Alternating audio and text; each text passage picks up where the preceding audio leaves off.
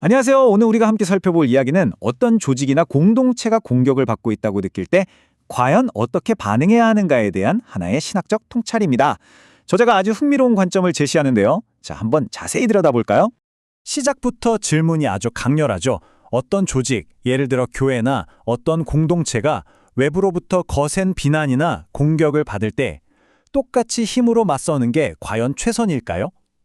오늘 우리가 살펴볼 글은 바로 이 질문에서부터 시작합니다. 저자는 최근에 있었던 한 현상에 주목합니다. 세상이 촛불을 들고 광장으로 나왔을 때 일부 교회는 태극기를 들고 맞불 시위를 벌였죠. 저자가 여기서 지적하는 건 교회가 세상을 비판하면서도 정작 그 싸움의 방식은 세상의 것을 그대로 따라하고 있다는 점이에요. 이게 바로 오늘 이야기의 핵심적인 갈등 지점입니다. 그럼 왜 그런 방식을 택하게 되는 걸까요? 저자는 이 시편 구절을 통해서 그 마음속 동기를 설명합니다. 우리가 적이라고 생각하는 사람들에게 하나님의 심판이 내렸으면 좋겠다는 바램, 심지어는 내가 직접 그 심판의 도구가 되고 싶다는 유혹까지 느끼게 된다는 거죠. 자, 그럼 저자는 이 상황을 어떻게 진단할까요?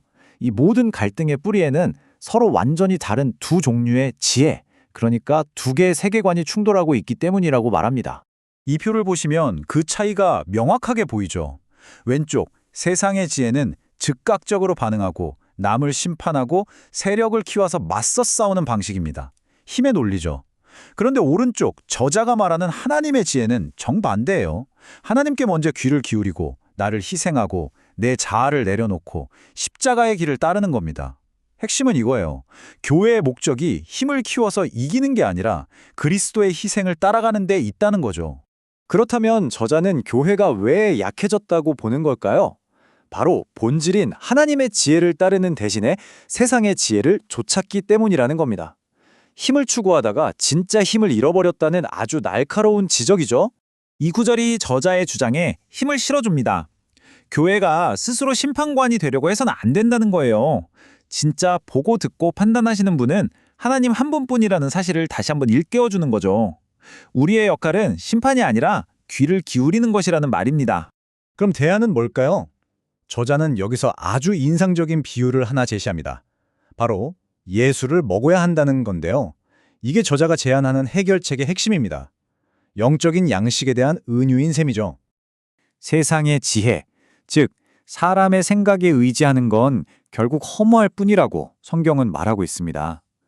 그렇기 때문에 우리는 전혀 다른 차원의 힘과 지혜를 구해야만 한다는 논리로 자연스럽게 연결되는 거죠. 자, 그럼 예수를 먹는다는 게 대체 무슨 뜻일까요? 이 슬라이드에 잘 정리되어 있는데요.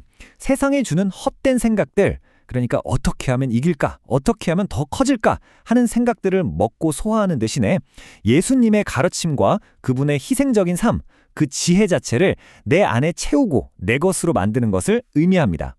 저자는 이 비유를 그냥 추상적인 개념으로 두지 않고 구체적인 네 단계로 설명합니다. 첫째, 십자가의 길을 따를 것. 둘째, 세상 소리 대신 하나님의 말씀에 귀 기울일 것. 셋째, 남을 정죄하기보다 가르치는 데 집중할 것. 그리고 마지막으로 최종 심판은 온전히 하나님께 맡기고 신뢰할 것. 이것이 바로 예수를 먹는 구체적인 방법론입니다. 이제 이야기의 초점이 조금 바뀝니다. 공동체 전체의 문제에서 우리 각 개인의 문제, 즉 자기 성찰로 넘어오는데요. 저자는 선택받았다는 사실이 곧 면죄부는 아니라고 아주 단호하게 이야기합니다. 물론 그 기본 전제는 분명합니다. 저자는 하나님이 자신이 선택한 사람들을 결코 버리지 않으신다는 이 약속을 가장 근본적인 믿음으로 제시합니다. 이건 흔들리지 않는 사실이라는 거죠. 자, 바로 이 지점에서 이런 질문이 나올 수밖에 없죠. 어차피 하나님이 날 버리지 않으실 거라면 내가 무슨 짓을 해도 괜찮은 거 아닌가? 선택받았다는 게 혹시 뭐든지 해도 되는 자유이용권 같은 걸까요? 저자는 바로 이 핵심적인 질문을 우리에게 던집니다. 저자의 대답은 아주 단호합니다. 아니요. 오히려 정반대라는 거죠. 선택받았다는 건 죄로부터 면역되는 게 아니라 오히려 죄에 대해 훨씬 더 민감해져야 한다는 뜻입니다. 기준이 더 낮아지는 게 아니라 더 높아진다는 의미예요. 그럼 죄를 지은 선택받은 자는 어떻게 될까요? 저자는 다윗 왕을 예로 듭니다. 하나님은 그를 벌하시는 것에서 그치지 않고 그 징계를 통해 다시 올바른 길로 돌아오게 하셨다는 거죠. 즉, 심판의 목적이 파괴가 아니라 회복이 있다는 겁니다. 그래서 저자는 이제 시선을 완전히 다른 곳으로 돌립니다. 다른 사람들, 심지어 문제가 있는 리더들의 죄를 손가락질하는 데서 멈추라는 거예요. 진짜 중요한 질문은 저 사람이 뭘 잘못했나가 아니라 나는 지금 하나님 앞에서 어떤 상태인가 하는 바로 나 자신에 대한 질문이라고 강조합니다. 이제 마지막 부분입니다. 저자는 이 모든 논의를 우리 각자에게 던지는 하나의 도전으로 마무리합니다. 당신의 믿음이 진짜인지를 시험해 볼 수 있는 마지막 질문인 셈이죠. 이 슬라이드가 그 시험의 내용을 아주 잘 보여줍니다. 당신의 진짜 피난처는 어디입니까? 문제가 터졌을 때 당신은 어디로 달려갑니까? 당신의 자존심, 명예, 돈과 같은 세상적인 것들입니까? 아니면 하나님과 그분의 말씀입니까? 저자는 이 둘 중 하나를 선택해야 한다고 말하는 것과 같습니다. 이게 바로 핵심적인 통찰입니다. 나의 진짜 모습, 내가 진짜로 의지하는 것이 무엇인지는 모든 게 평안하고 좋을 때는 잘 드러나지 않는다는 거예요. 하지만 위기가 닥쳤을 때 내가 본능적으로 달려가 숨는 곳, 그곳이 바로 나의 진짜 요새라는 거죠.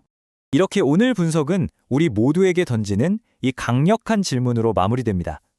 당신의 삶에 위기가 찾아왔을 때 당신이 가장 먼저 달려가는 당신의 진짜 피난처는 과연 어디입니까? 우리 모두 깊이 생각해 볼 만한 질문인 것 같습니다.